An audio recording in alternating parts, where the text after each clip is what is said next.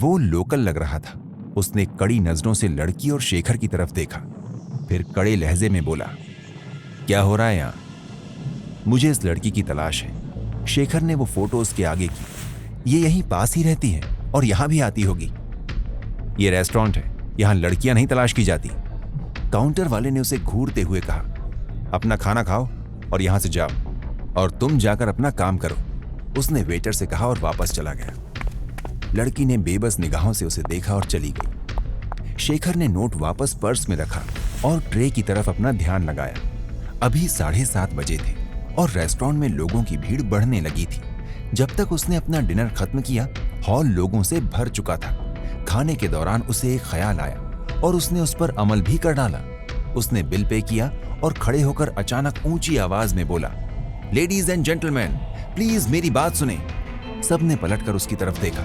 शेखर ने हाथ ऊंचा कर तस्वीर दिखाते हुए कहा, ये मेरी बेटी शनाया है, मुझे इसकी तलाश है, मैं दिल्ली से आया हूँ। अगर कोई इसके बारे में जानता है तो प्लीज मुझे बताएं, मैं उसे 50,000 दूंगा।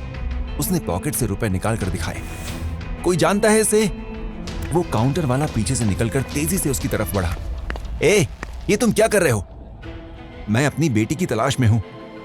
अगर तुम्हारी बेटी लापता है तो पुलिस के पास जाओ, यहां तमाशा लगाने की जरूरत नहीं है। मैं तमाशा नहीं लगा रहा भाई, सिर्फ इन लोगों से मदद मांग रहा हूं, क्योंकि मेरी बेटी इसी इलाके में रहती है और मुमकिन है कि किसी ने उसे देखा हो। अगर किसी ने देखा होता तो अब तक बता चुका होता। काउंटर वाले ने बहुत ठंडे लेकिन कड़वे अंदाज में कहा, तुम्हारी तसल्ली हो गई हो तो अब तुम जा सकते हो। शेखर बाहर निकला तो बहुत ही मायूस था, क्योंकि किसी ने उस तस्वीर और 50,000 के इनाम के ऑफर पर भी कोई रिएक्शन नहीं दिया था। इसका मतलब था कि कोई शनाया को नहीं जानता था, या फिर जानता भी था तो किसी वजह से खामोश था। शेखर बहुत भावुक हो गया था। वो मायूस सा वापस चल पड़ा। उसका रुख फ्लैट की तरफ था। फ्लैट में आकर उसने लाइट्स ऑन की और सोफे पर गिरकर शनाया का मोबाइल निकाला। फिर उसने मैसेज भेजने वालों से कांटेक्ट करने का सोचा। उसने पहला नंबर मिलाया। ये नंबर मोबाइल में सेव नहीं था, अलबत्ता दूसरा नंबर सेव था, मगर उसके आगे सिर्फ SA लिखा था। रिंग जा रही थी। फिर कुछ देर बाद किसी औरत ने कॉल रिसीव किया और बोली, कौन बात कर रहे हैं? मैं शनाया का डैडी बोल रहा हूँ। आप कौन बात कर रही हैं? मैं अमृता सिंह बात कर रही हूँ, शनाया से मेरी दोस्ती थी। सुनते ही शेखर बेचैन हो गया। आपकी उससे दोस्ती थी और आपका नंबर उसके पास सेव भी नहीं है? उसकी मौत से कुछ दिन पहले उसका मोबाइल सफर के दौरान खो गया था। फिर उसने दूसरा मोबाइल ले लिया था, शायद इसलिए मेरा नंबर सेव नहीं है। मैं आपसे कुछ सवालात करना चाहता हूँ और इसके लिए आपसे मिलना बहुत जरूरी है। अमृता कुछ देर खामोश रही, फिर उसने कहा, ठीक है, आप आ जाइए, मैं घर पर ही हूँ। अमृता पास ही रहती थी और शेखर का ख्याल था कि वो अकेली नहीं होगी, उसके घर वाले भी होंगे, वरना वो यूं उसे ना बुलाती। अमृता भी फ्लैट में रहती थी और कॉल बेल के जवाब में उसने खुद दरवाजा खोला। शेखर ने जल्दी से अपना परिचय कराया, शेखर सिंह। वो सरप्राइज्ड सी उसे देखती रही और बोली, रियली? जवाब में शेखर ने अपना ID कार्ड निकालकर उसके सामने कर दिया। अमृता ने गौर से देखा और दरवाजा खोल दिया।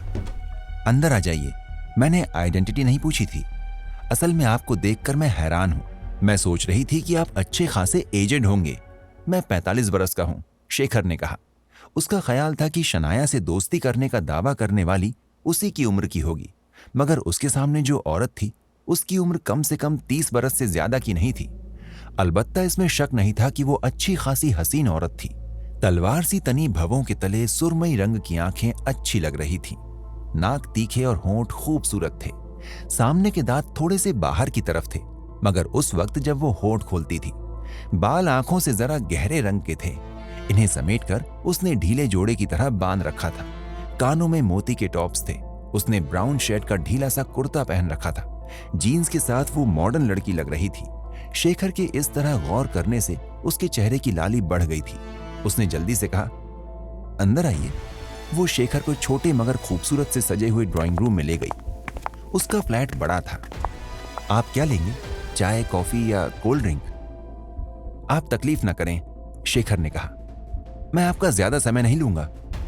नहीं, आप शनाया के पापा हैं, वो बोली। कोई तकलीफ की बात नहीं है, नो फॉर्मेलिटी, बताएं। ठीक है, अगर आपको तकलीफ ना हो तो मैं चाय ले लूंगा।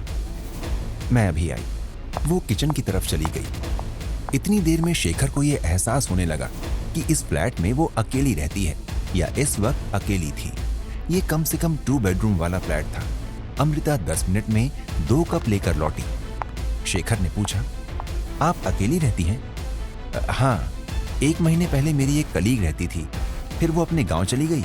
अब मैं कोई और छोटा फ्लैट तलाश करूंगी, इसका रेंट ज्यादा पड़ता है। आपका संबंध यूपी से है? शेखर ने अंदाजे से पूछा। जी, मेरा ताल्लुक लखनऊ से है। लखनऊ? शेखर ने दोहराया।